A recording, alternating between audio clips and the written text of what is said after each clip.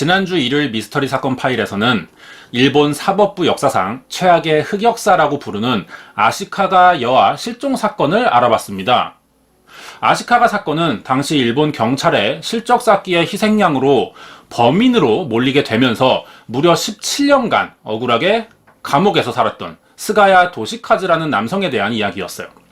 사건을 아직 잘 모르시는 분들은 제 채널에 올라와 있는 지난 영상을 참고하시면 이번 사건을 이해하시는 데 도움이 될 것 같습니다.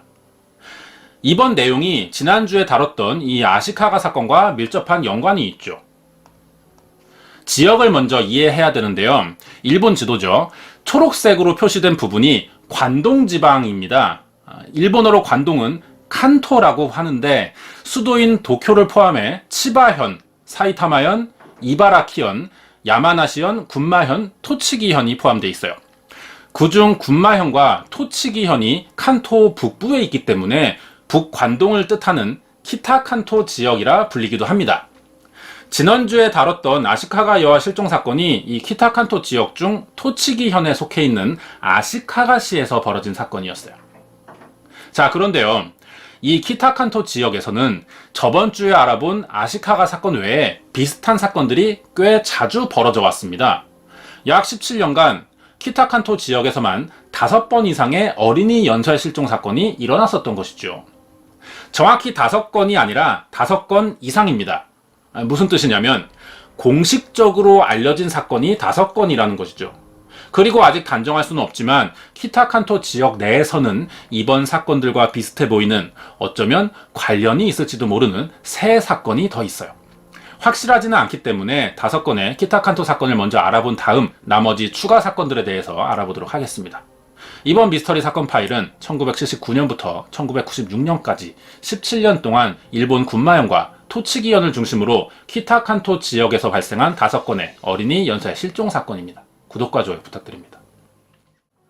1996년 7월 7일 오전 10시 일본 군마현 오타시에 살고 있던 남성 요코야마는 아내와 4살, 7개월 된 2딸을 데리고 시내로 외출을 나옵니다.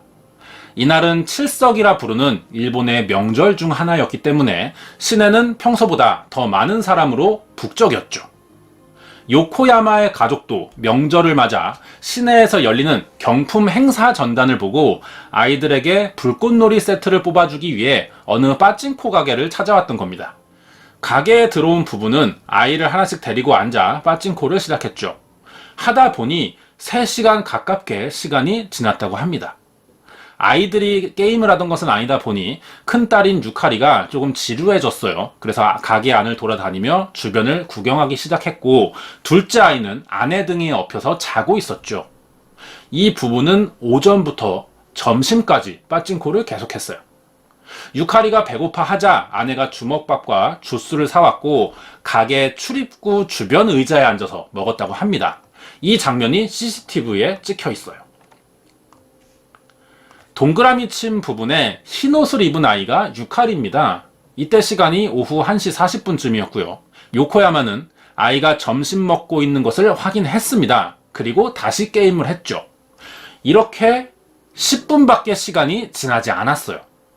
요코야마가 다시 고개를 돌려봤더니 주먹밥과 주스만 의자 위에 남아있고 딸은 사라진 겁니다. 부부가 가게 안을 돌면서 딸을 찾아봤어요. 하지만 가게 안에 유카리는 없었고 주변 상가와 주차장, 도로까지 나가봤지만 아이를 찾을 수 없었죠. 10분 사이에 아무 소리 없이 실종된 겁니다.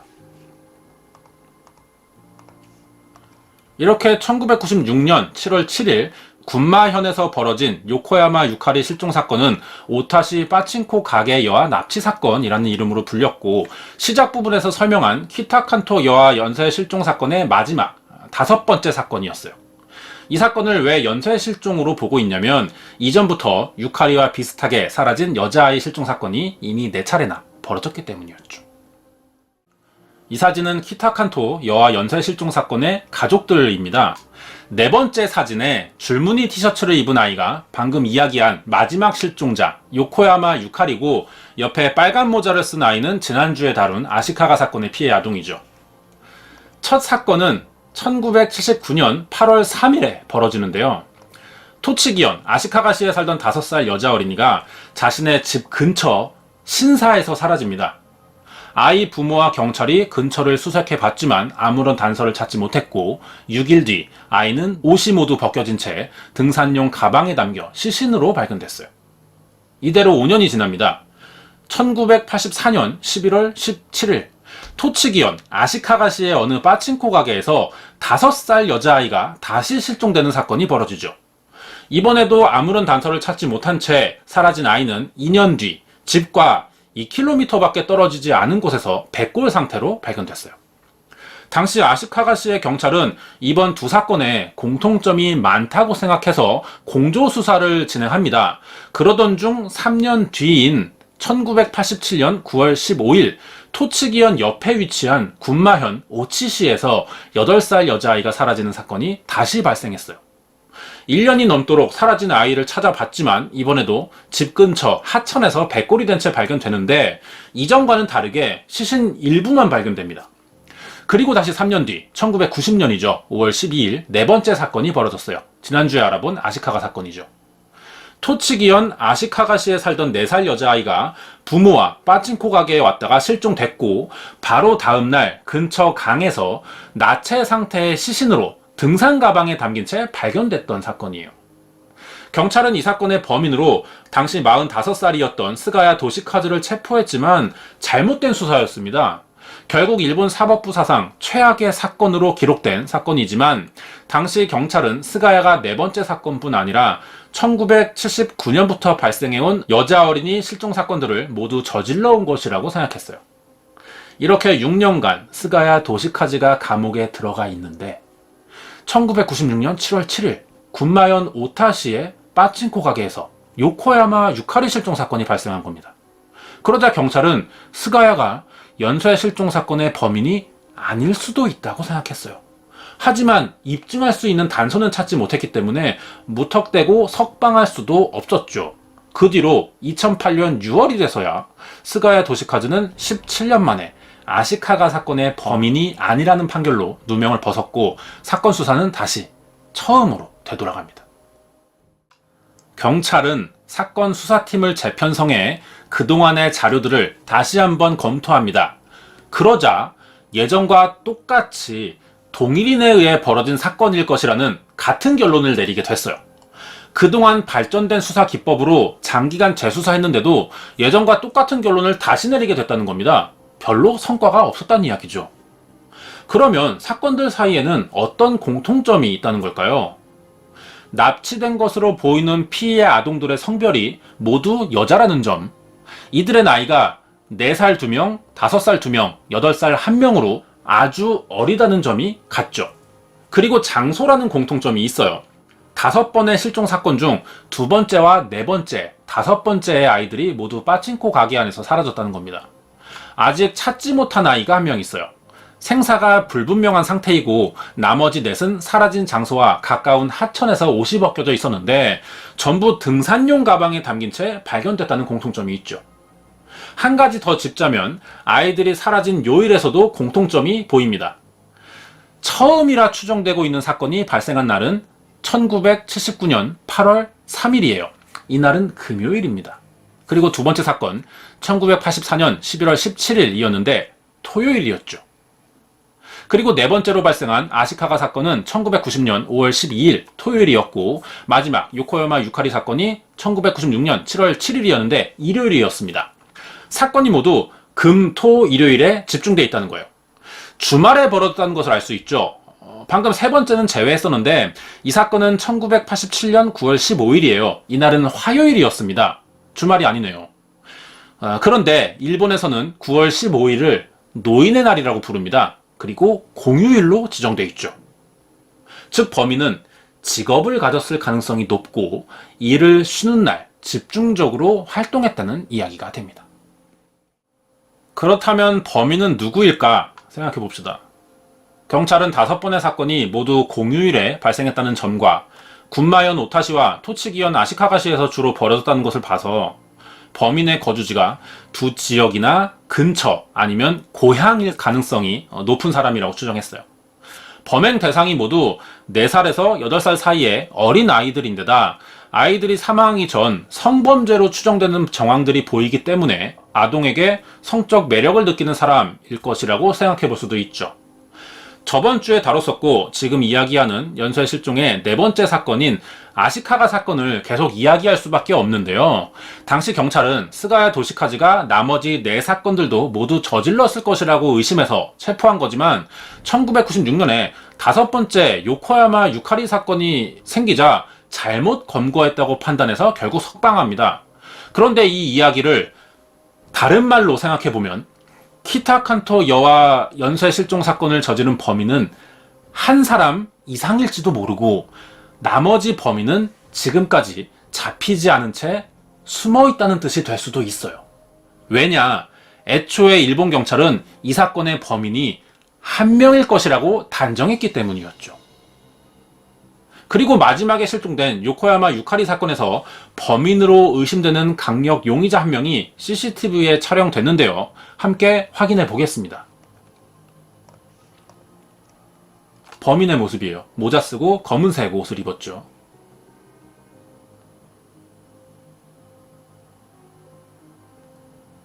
한눈에 봐도 알 수 있어요. 게임장에 들어왔다기보단 게임장 내부를 살펴보고 있다는 인상이 굉장히 강합니다. 동작에서 드러나요.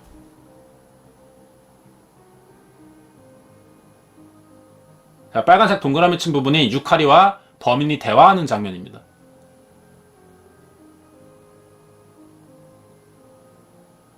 무슨 대화를 했는지 알 수 없죠. 하지만 범인이 지금 왼손인데 손이 계속 왔다 갔다 하고 있어요. 입으로도 자주 가고요.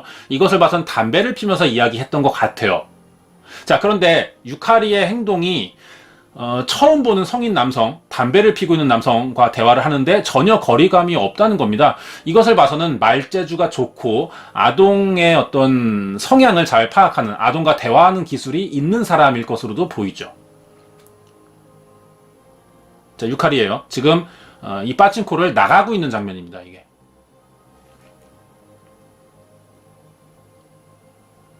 자, 이어서 범인도 바깥으로 나가고 있어요. 하지만 굉장히 느긋해요. 계속 담배를 피고 있고 주변을 계속 두리번거리고 있죠. 마치 목표물을 좀 찾는 듯한 느낌이 들기도 하죠. 이 CCTV를 일본에서 분석했었는데 키가 158에 30대에서 50대 정도의 남성으로 추정하고 있습니다. 자막을 보시면 평성 8년이라고 되어 있어요. 평성 8년 무슨 뜻이냐면은 일본이 입헌군주제라 왕 재위기간에 따라 연호가 있습니다. 아키히토 왕이 즉위한 지 8년째 되는 해라는 뜻이고 평성은 한자식 표기예요. 그러니까 1996년이 되는 거죠. 평성 8년이. 그 당시 경찰이 지목한 강력 용의자가 이 남성이에요. 인상착의는 키가 대략 158 정도로 굉장히 작죠. 남성치고. 검은색 모자와 선글라스로 얼굴을 가렸어요. 흰 셔츠에 검은색 바지, 샌들을 신고 있습니다. 특이한 점이죠. 7월의 여름 날씨예요. 더군다나 일본은 우리나라보다 기후가 더 덥죠. 그런데도 겉옷을 입고 있다는 거예요. 이 남성은 1시 30분쯤에 빠친코 가게에 들어와 가게 안을 두리번거리다 출입구 쪽에서 점심을 먹고 있던 유카리를 발견했고 아이 옆에 앉아 담배를 피며 말을 걸기도 했어요. 대화 중에 3번 정도 가리키는 손동작이 나왔어요. 밖을 가리켰던 것 같아요. 나가자고 유도하는 것으로 보이고 잠시 뒤에 일어서는 장면이죠. 이 장면이 1시 42분쯤 됩니다. 약 12분 정도 가게 안에 들어와 있던 건데 나갈 때까지 한 게임도 하지 않았고요. 가게 내부만 한 바퀴 돈 뒤에 담배를 폈고 유카리와 얘기한 게 다예요. 그리고 3분 정도가 지난 1시 45분쯤에 갑자기 유카리가 먹던 주먹밥과 주스를 내려놓고 출입구 쪽으로 향하는 장면까지 찍혔던 겁니다. 용의자가 12분 정도 가게 안에 있었고 아빠인 요코야마는 10분 사이에 딸이 사라졌다는 것을 진술했었죠. 이것을 비교해보면 대충 시간대는 비슷합니다. 아마도 딸이 사라진 것을 아빠가 인지한 순간 유카리가 가게 밖을 나갔다라고 볼 수 있죠. 이 사람이 가장 유력한 용의자인 것 같아요. 그런데 출입구 쪽은 CCTV에 잡히지 않는 공간이에요. 가게 밖으로 나가는 남성이나 아이가 제대로 찍혀 있지 않아요. 이런 이유로 이 남성과 아이의 실종이 관계가 없을 것이라는 주장도 있긴 합니다. 하지만 남성의 수상한 행동이나 아이의 돌발 행동은 이상한 느낌이 들기에 충분하고요. 왜냐하면 부모의 진술 중에 유카리와 평소 이 파친코를 여러 번 찾아왔는데 매번 얌전히 기다려왔다고 했었거든요. 여러모로 용의자일 것이라는 주장이 압도적이었기 때문에 이 CCTV 장면은 여러 방송국을 통해 알려지게 됐고 각종 수배 전단지도 만들어집니다. 네 번째로 벌어진 아시카가 사건의 목격자들도 요코야마 유카리 실종 사건의 용의자가 아시카가 사건에서 아이를 데리고 가던 남성의 모습과 아주 비슷하다고 진술했어요. 왼쪽 사진은 지난 시간에서 봤었죠. 아시카가 사건의 목격자 중 한 명이 미술 강사였어요. 그 사람이 목격한 장면을 그린 그림이고 오른쪽 사진은 CCTV 장면입니다. 다리를 절고 있었다는 표현이 목격자들 사이에 있었는데 비교해보면은 비슷하다는 느낌이 왠지 느낌상으로는 좀 들기도 하죠. 하지만 현재 상태라면 5번의 키타칸토 연쇄 실종 사건은 대부분 공소시효가 만료되거나 수사가 종료된 상태라 미해결로 남을 가능성이 아주 높습니다. 첫 번째 사건은 그 당시 살인사건의 공소시효가 있었어요. 15년이라 1994년에 만료됐고 두 번째가 1999년, 세 번째는 2002년에 만료되면서 범인을 잡지 못하고 영구 미해결로 남았습니다. 네 번째 사건은 범인을 잘못 체포하긴 했지만 사건 해결로 결론이 났었기 때문에 수사는 종결 처리되어 있고요. 자, 그러면 마지막이었던 요코야마 유카리 사건의 경우 어떨까요? 일본은 1995년부터 살인사건의 공소시효를 25년으로 늘렸어요. 그리고 2010년 4월부터 살인죄에 한해서 공소시효를 폐지한 것으로 법안이 수정됐죠. 이 점이 오히려 경찰 입장이나 가족 입장에서 다행인데요. 유카리는 시신이 아직 발견되지 않았습니다. 생사가 확실하지 않다는 것이죠. 만약 실종되던 1996년에 시신이 발견됐다면 그 순간부터 살인사건이 되는 것이고 공소시효는 25년 후인 2021년까지로 정해졌을 거예요. 하지만 아직 시신이 발견되지 않았기 때문에 죽었다고 단정 지을 수 없고 높은 확률이지만 사망으로 볼 수 없다는 겁니다. 엄연히 아직 실종 상태예요. 그래서 지금도 실종으로는 수색이 가능하죠. 기대하기는 힘들지만 만약 시신으로 발견됐을 때 사망 시점이 2010년 이후라고 확인이 되면 타살의 정황도 있을 때 한해서 범인을 잡을 때까지 살인사건으로 수색을 할 수 있게 됩니다. 하지만 현실적으로 좀 어려워 보이긴 하네요. 이번 5번의 사건 외에도 군마현과 토치기현 지역에서 발생한 다른 실종 사건들도 있어요. 동일범의 소행인지는 불확실하기 때문에 공식적으로 키타칸토 연쇄 실종 사건에는 포함되어 있지 않죠. 4건의 미해결 사건인데 이 중 하나는 피해자가 남자아이였어요. 1983년 10월 19일 군마현 기류시에서 실종된 5살 아이가 시신으로 발견된 사건이 있었고 2년 뒤 1985년 토치기현 니코시에서 3살 아이가 물놀이 중 사라집니다. 이 사건은 물놀이 중에 사라졌기 때문에 익사라고 볼 수도 있지만 그곳의 강수심이 40cm 밖에 되지 않습니다. 실종의 가능성이 훨씬 높죠. 만약 물에 빠졌다 해도 물살이 심한 곳은 아니기 때문에 시신은 발견됐어야 해요. 그런데 찾지 못했어요. 그래서 경찰이 사고사가 아니라 실종과 납치로 분류해서 수사했지만 아무런 단서를 찾지 못했습니다. 미해결이죠. 1987년 9월 14일에는 군마현 타카사키시에서 유괴살인 사건이 벌어졌는데 앞에 두 사건을 포함해서 키타칸토 연쇄 실종 사건과는 다른 성격을 가지고 있습니다. 이 사건의 경우 피해 아동이 남자아이라는 점과 납치범이 직접 부모에게 연락해 몸값을 요구했어요. 하지만 범인을 잡지 못했고 아이는 시신으로 발견됐죠. 다른 사건들과 공통점이 아주 적기 때문에 관련도는 낮아 보이지만 사건 발생 지역이 군마현이라는 점 때문에 동일범이 벌인 다른 형태의 범행일지도 모른다는 의심은 하고 있습니다. 가장 최근 사건은 2005년 12월 1일 토치기현 니코시에서 살고 있던 7살 여자아이가 학교를 마치고 집으로 돌아오던 도중 실종되는 사건이었어요. 그리고 다음날 발견됩니다. 실종 장소와 60km나 떨어진 이바라키현의 숲속에서 발견되는데 유사성도 보이지만 경찰은 키타칸토 연쇄 실종 사건과 연관 없다, 불확실할 것으로 보고 있어요. 여기까지 17년간 일본 군마현과 토치기현 일대에서 벌어진 키타칸토 여아 연쇄 실종 사건에 관한 미스터리 사건 파일이었습니다.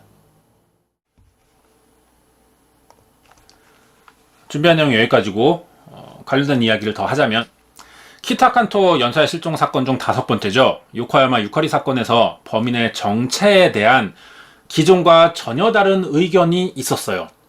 CCTV에 촬영된 용의자가 여성일 수도 있다는 이야기인데요. 이 가설을 처음으로 주장한 곳은 일본의 어느 방송국 범죄사건 프로그램이었습니다.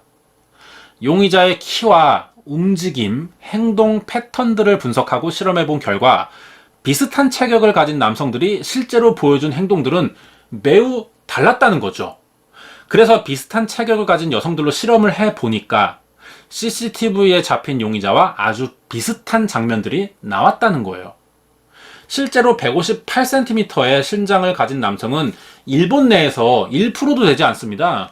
0.3%밖에 안 될 정도로 적은 편이고 25도를 넘는 여름 날씨에 두꺼운 점퍼나 모자로 얼굴과 몸을 가렸다는 점을 고려하면 남성으로 변장한 여성일 가능성이 높다는 의견이었죠. 하지만 얼굴이나 이후의 행적을 알 수 없기 때문에 목격자의 도움을 받기도 어려운 상태입니다. 여전히 범인의 윤곽을 전혀 그려내지 못하고 있어요. 다음 주 예고하면서 마치도록 하겠습니다. 어떤 내용일까요? 다음 주 이야기는 미스터리 주제가 될 것 같습니다. 최근 살인사건 위주로 다뤘기 때문에 미스터리를 해야 될 때가 온 것 같아요. 독일어로 노크하다를 폴턴이라고 그래요. 그리고 영어는 가이스트라고 하죠.